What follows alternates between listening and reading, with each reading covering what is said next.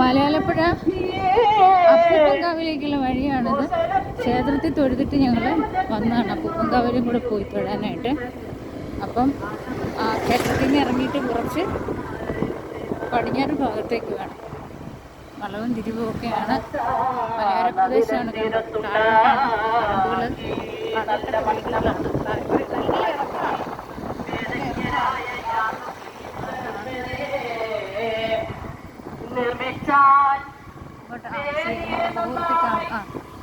അവിടെ ഉണ്ടായിരുന്ന ബോർഡ് അവിടെ ഉണ്ടായിരുന്നു, എടുക്കാൻ പറ്റിയില്ല.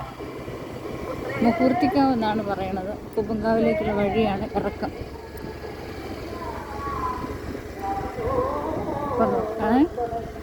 റോഡ് കണ്ട നല്ല ഇറക്കമാണ്. ഇതിലെയാണ്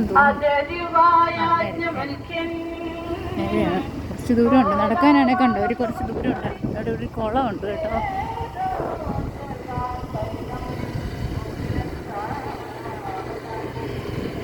റോഡുകൾ ഇഷ്ടത്തിനുണ്ട്. റോഡൊക്കെ കുഴപ്പമില്ല. മലയോര പ്രദേശമാണെങ്കിലും എന്തായാലും പത്തനംതിട്ട കഴിഞ്ഞിട്ട് നല്ല റോഡാണ് കേട്ടോ.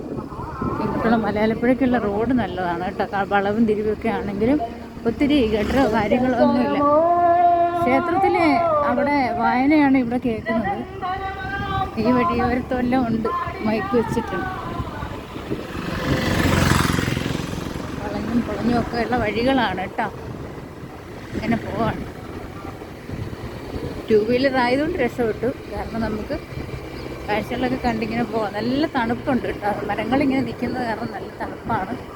ചൂടറിയുന്നില്ല. നല്ല കൂളിങ്. മുഹൂർത്തിക്കാവ് നേരെ താഴോട്ട്. ഇങ്ങോട്ട് നേരെ താഴോട്ട്. അവിടെയുള്ള കടയ്ക്ക് മുൻപിൽ നിന്നും അല്പം ക്ഷേത്രം കഴിഞ്ഞിട്ട് കുറച്ചായി. ഇപ്പോൾ വേറെ സ്ഥലമാണ്.